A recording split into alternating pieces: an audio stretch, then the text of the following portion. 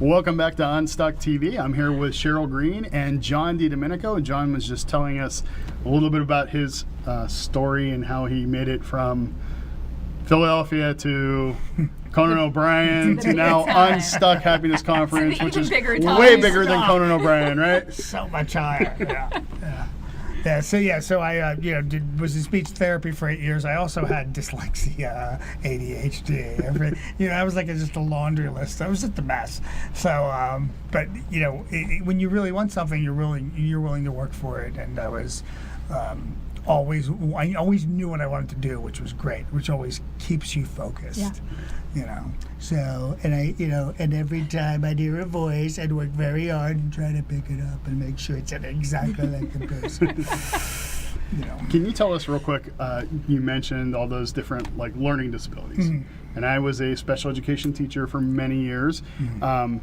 And I've told many people this, I think a lot of successful people had those types of disabilities, but there's those stigmas that come with it. So did you encounter difficulty getting through that and getting started?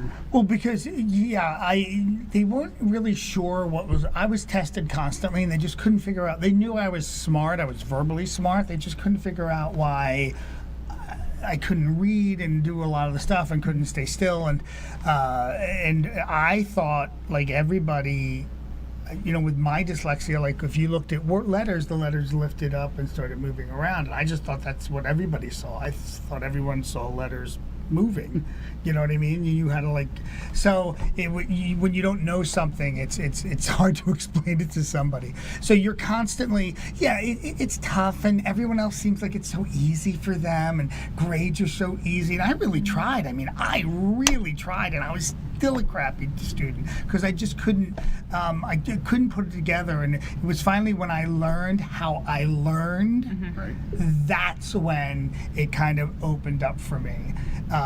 The way I learn is this way, and the way I learn is this way. It's a combination of this, and this, and then I have to be interested in it. If I don't have an interest in something, it's very hard for me to retain the information. But once I do, it makes a big difference. And also great teachers who take an interest in you and kind of like, okay, this is what you need to understand. Math.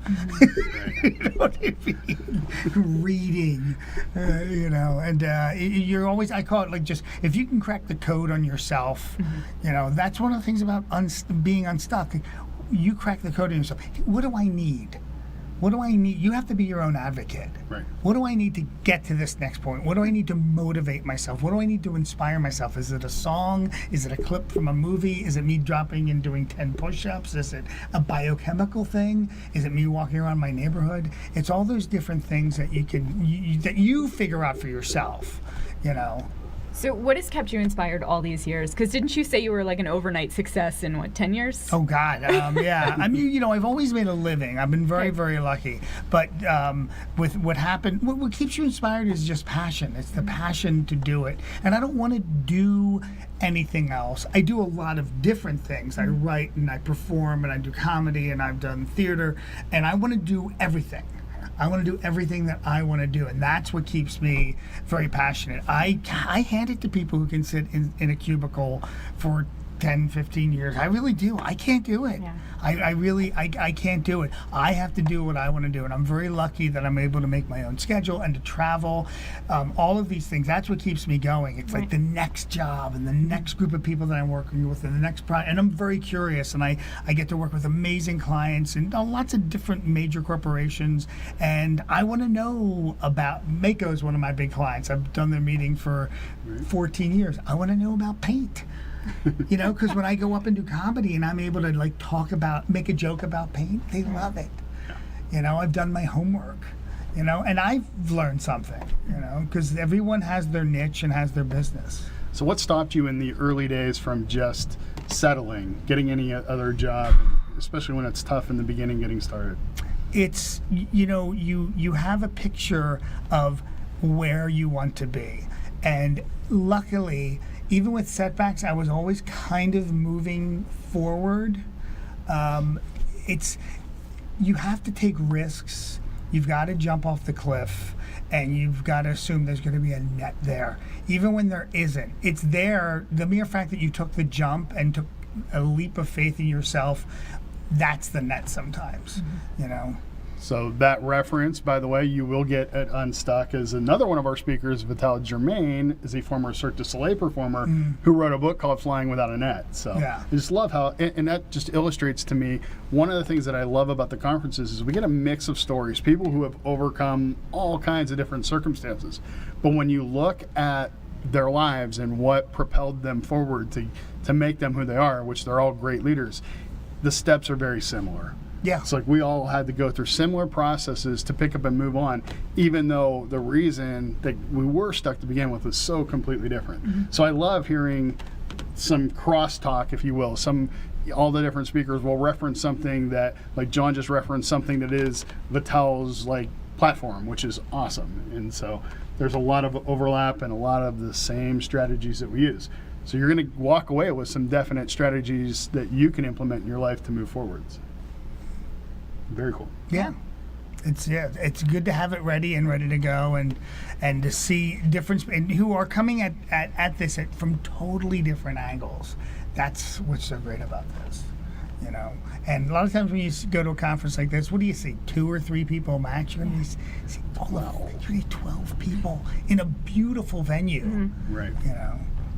So tell us a little bit about the whole Trump experience. The Trump experience has been amazing. I started doing Trump in 2004. I was one of the few people who did him. By 2006, I was making TV appearances, and I was told I was the second Trump ever on television other than Phil Hartman.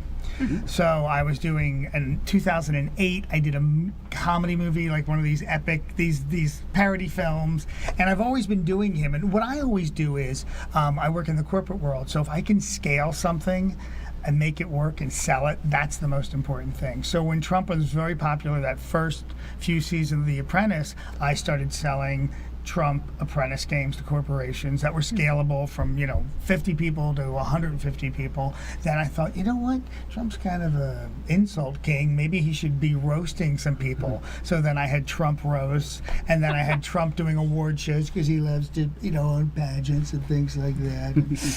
So it was I do that with any of my characters, Austin Powers, Dr. Phil, Dr. Evil, it doesn't matter. I'm always looking for ways to make them work, which is kind of the same thing for me. What else can I do? How can I add value for my clients? How can I keep it fun and fresh? And that's so with Trump running almost 6 years ago, the last election cycle, that kind of dropped off. And then when he announced June of 2015, the day after his birthday, things just.